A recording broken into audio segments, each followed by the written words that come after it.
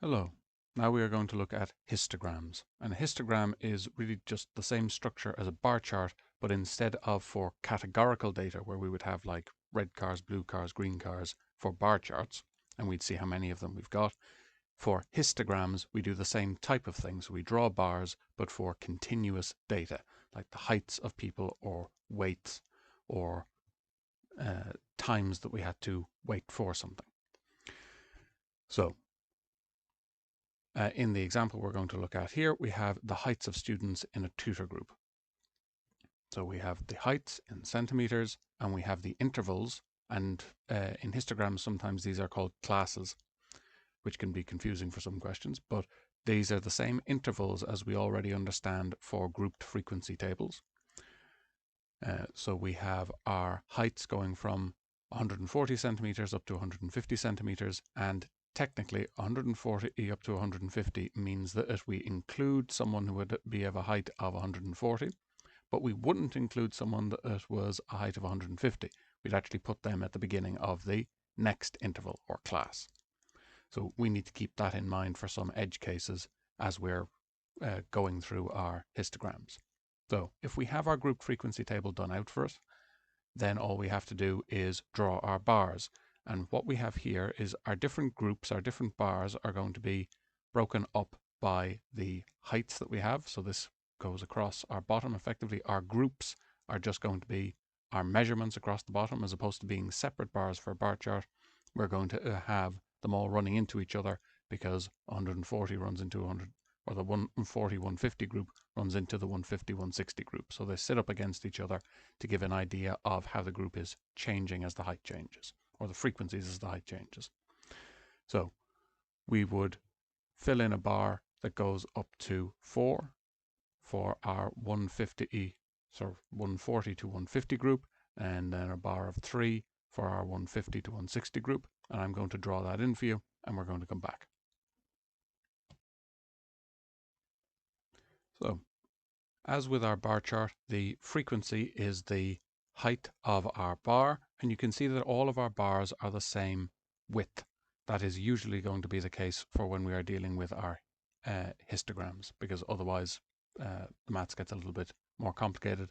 If you were given a bar that was, say, twice the width that it was supposed to be, you would assume that you could break the frequency directly in half and set it into two bars of the same size as the rest of them.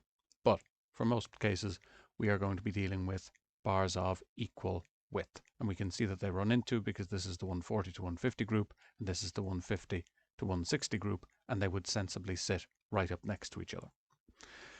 So let's answer a few questions here. And again, our bars should all be the same width because we are dealing with the same width groups. What is the modal interval? And again, we know that the intervals can sometimes be called classes when we are dealing with histograms. So what is the modal interval? What is the modal class? Well, that can very easily be seen that modal means the most seen. So the modal interval is going to be the one with the largest frequency, and we can see either from the table or from our histogram that the group 170 centimeters to 180 centimeters is by far the biggest group, most frequently seen group. So that's going to be 170 to 180 centimeters. What interval or class contains the median? So one of the things about our group frequency tables that we know, or about our frequency tables in general, is that it groups our information from smallest up to biggest. So we've already ordered our information from smallest to biggest, which would be the first step in getting the median. And then the second step in getting the median is figuring out how many pieces of data we've got, and then we go halfway through. So it's the second quartile or the 50th percentile. We're halfway through our data set. So how many pieces of data, how many students are we talking about here? Well, we add them up. So we have 4 plus 3 plus 6 plus 12 plus 5. So we have a total of 30 students. So halfway through our group is going to be between the 15th and the 16th student. So if we're able to list all of the individual heights out together, we'd count up, and in between 15th and 16th person in the list we would have our median, the middle of our data. So we want to know where is the 15th and 16th person if we are listing these people out. Well, we have 4 and 7 and 6 is 13. So we would be in our 170 to 180 group for the 15th and 16th person in our group. So again, 170 to 180 is the interval that contains the median height. So again, as we have 30 people, we'd be in between the 15th and the 16th student, 15th and 16th person. And that, in this case, we can see would be up in our 170 to 180 centimeter group.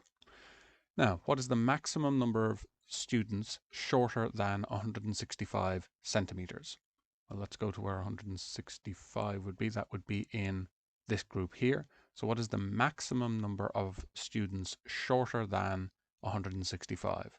Well, this group is for anyone who is 160 up to less than 170.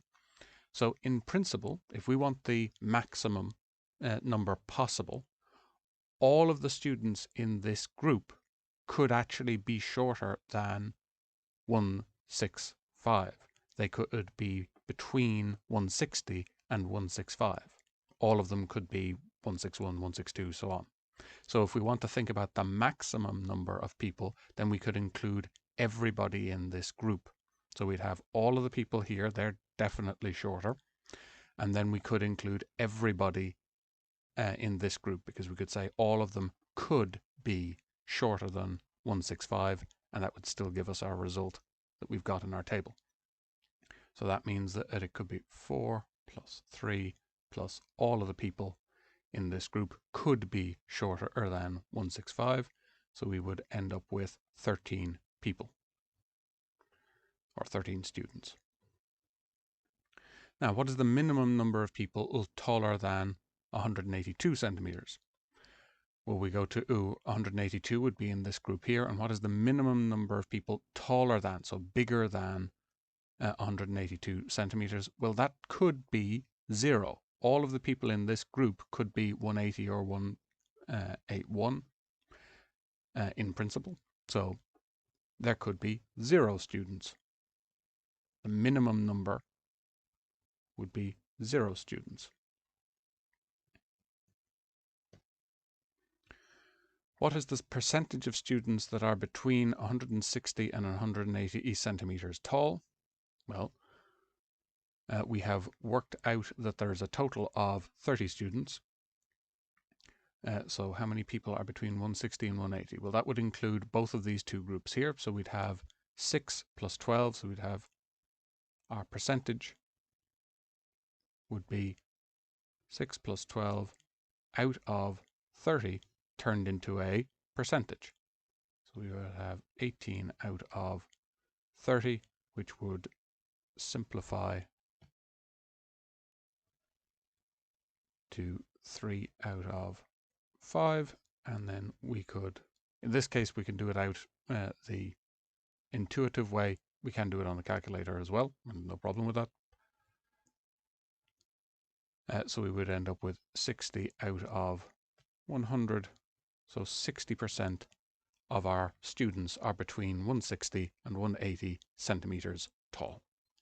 And that's what we need for histograms for now.